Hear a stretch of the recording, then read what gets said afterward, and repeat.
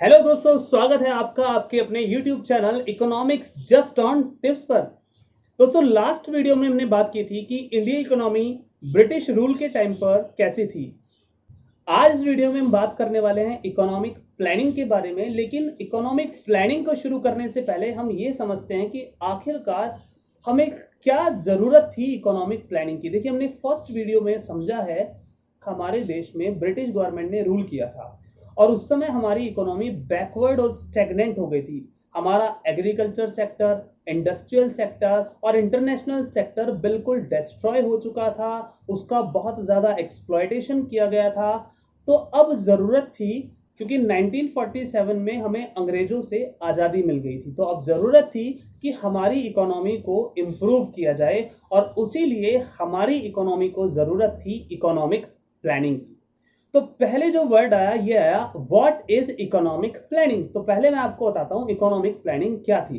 Economic planning means utilization of country's resources in different economic या development activities in accordance with national priorities.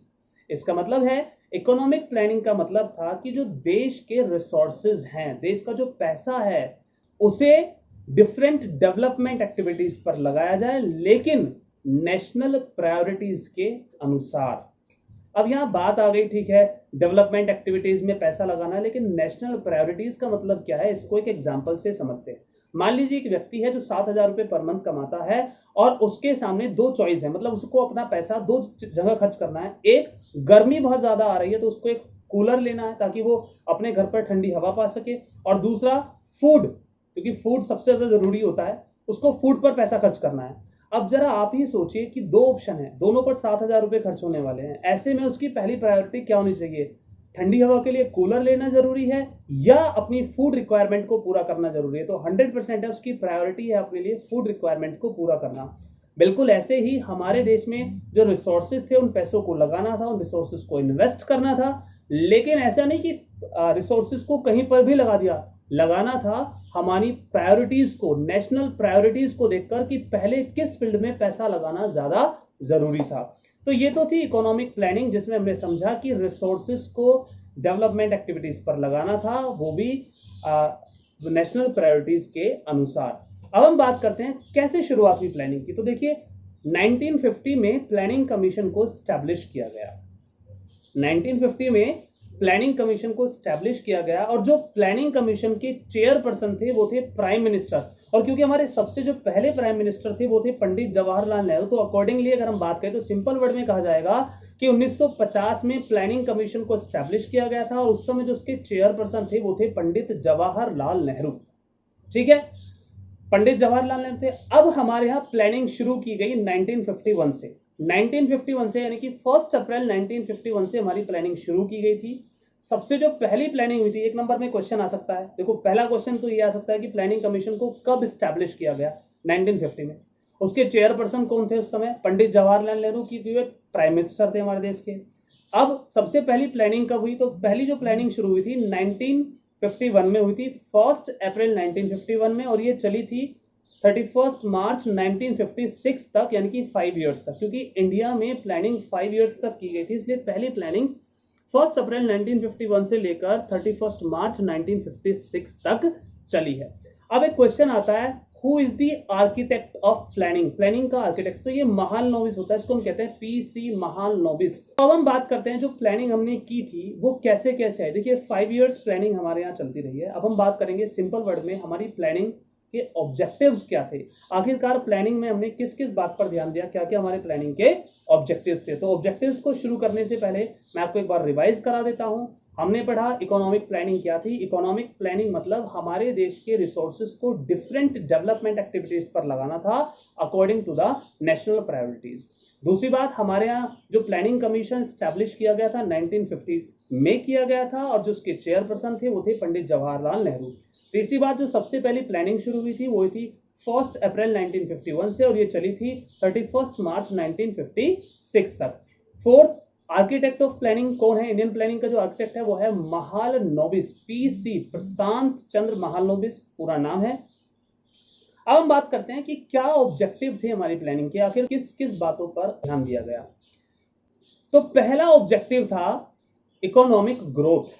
देखो, economic growth का मतलब था हमारे देश में प्रोडक्शन को बढ़ाना, जीडीपी को बढ़ाना, क्योंकि जीडीपी पर सब कुछ डिपेंड करता है। जीडीपी बढ़ेगी, एम्प्लॉयमेंट बढ़ेगा, एम्प्लॉयमेंट बढ़ेगा, लोगों की इनकम बढ़ेगी, इनकम बढ़ेगी, लिविंग स्टैंडर्ड बढ़ेगा। तो हमारी जो सबसे पहली जो प्रायोरिटी थी वो था देश की इकोनॉमिक ग्रोथ, यानी कि हमें अपने देश की इकोनॉमिक ग्रोथ को बढ़ाना था, इकोनॉमिक ग्रोथ को करना था। इकोनॉमिक ग्रोथ का मतलब सिंपल वर्ड में था, यानी कि हमारे देश में हमें गुड्स एंड सर्विसेज के फ्लो को बढ़ाना था, गुड्स एंड सर्विसेज के प्रोडक्शन को बढ़ाना था, जिससे कि जीडीपी बढ़ सकता था। सेकंड ऑब्जेक्ट है इक्विटी, यानी कि इक्विटेबल डिस्ट्रीब्यूशन। इसका मतलब ये है कि जो हमारे देश में लोग हैं उनके पास जो इनकम का डिस्ट्रीब्यूशन है वो कुछ इस तरह से होना चाहिए कि हर व्यक्ति अपनी बेसिक रिक्वायरमेंट को पूरा कर सकता हो, कोई भी व्यक्ति ऐसा ना हो जो अपनी बेसिक रिक्वायरमेंट को पूरा ना कर सके। तो इक्विटी में हमारा सिर्फ एक फोकस था, इक्विटेबल डिस्ट्रीब्यूशन होना चाहिए इनकम का, यानी कि हर व्यक्ति को उसके काम, उसकी एजुकेशन और उसकी योग्यता के अनुसार सैलरी मिलनी चाहिए, इनकम मिलनी चाहिए, ताकि वो अपनी लाइफ की बेसिक रिक्वायरमेंट्स को पूरा कर सके। और थर्ड हम बात करते हैं फुल एम्प्लॉयमेंट।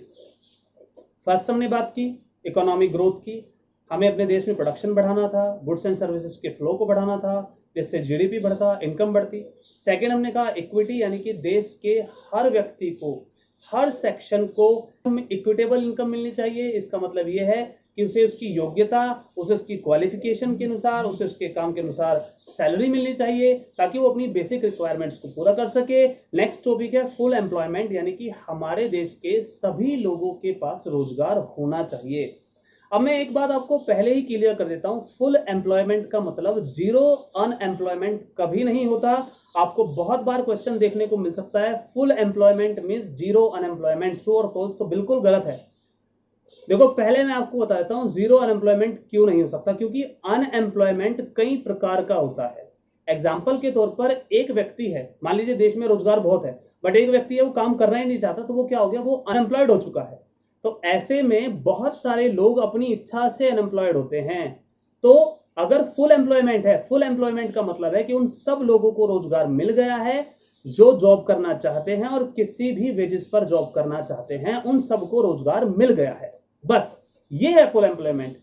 लेकिन वो लोग अभी भी अनएम्प्लॉयड हो सकते हैं जो या तो एग्जिस्टिंग वेजेस पर जॉब नहीं करना चाहते, या जो जॉब करना ही नहीं चाहते, बल्कि वो एबल हैं, वो क्वालिफाइड है, सब कुछ है, लेकिन वो जॉब नहीं करना चाहते। तो फुल एम्प्लॉयमेंट से हमारा मतलब था कि जितने लोग जॉब करना चाहते हैं, किसी भी वेजेस पर करना चाहते हैं, उस हर व्यक्ति को जॉब मिले, ये भी हमारा क्या था, ऑब्जेक्टिव था।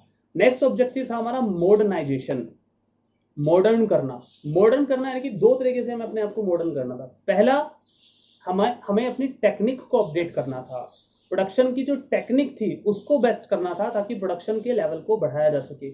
ब्रिटिश रूल में हमारे पास अच्छी टेक्नोलॉजी नहीं थी, प्रोडक्शन को बढ़ाना आसान नहीं था, तो मॉडर्नाइजेशन में हमें अच्छी कैपिटल को यूज करना था, अच्छी टेक्निक को यूज करना था, ताकि हम ज्यादा से ज्यादा प्रोडक्शन कर सके और हमारा जीडीपी बढ़ाया जा सके।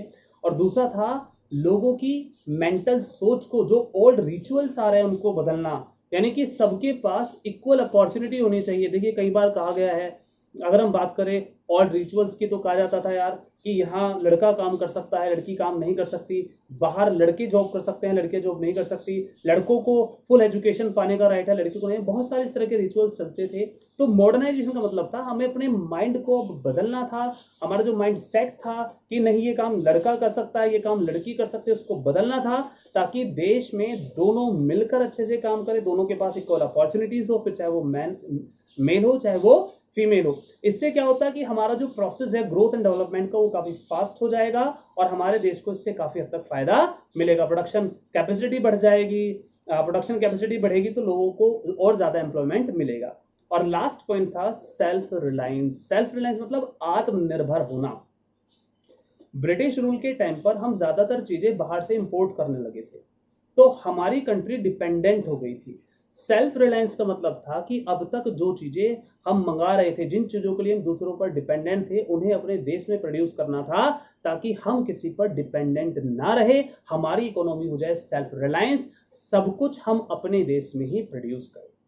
तो यहां हमने 5 ऑब्जेक्टिव की बात की है। पहला ऑब्जेक्टिव था इकोनॉमिक ग्रोथ, और ये कैसे पॉसिबल था? ये पॉसिबल था अपने देश में प्रोडक्शन को बढ़ाकर, गुड्स एंड सर्विसेज के फ्लो को बढ़ाकर। दूसरा हमने पढ़ा इक्विटी। इक्विटी मतलब है कि हर व्यक्ति को, सोसाइटी के सेक्शन में हर व्यक्ति को इतनी इनकम उसकी योग्यता के अनुसार, उसके काम के अनुसार मिल जानी चाहिए ताकि वो अपनी बेसिक रिक्वायरमेंट्स को, नेसेसिटीज को पूरा कर सके। थर्ड था फुल एम्प्लॉयमेंट, यानी कि देश में हर उस व्यक्ति को रोजगार मिलना चाहिए जो पढ़ा लिखा है, वेल एजुकेटेड है, एबल है और जो किसी भी बिजनेस पर काम करना चाहता है।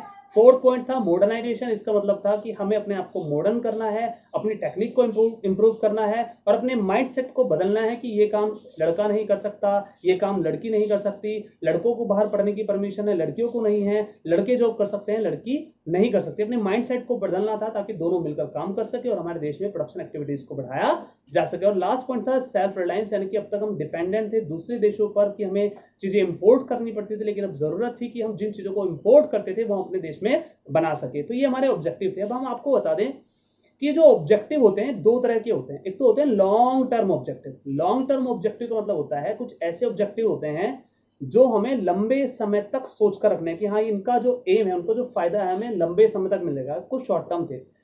तो बहुत सारे ऑब्जेक्टिव्स तो 5 ईयर प्लानिंग में आते रहे जाते रहे, वो तो शॉर्ट टर्म ऑब्जेक्टिव थे। लेकिन जो हमने पढ़े हैं वो थे लॉन्ग टर्म ऑब्जेक्टिव जिनका बेनिफिट मिला लॉन्ग टर्म तक।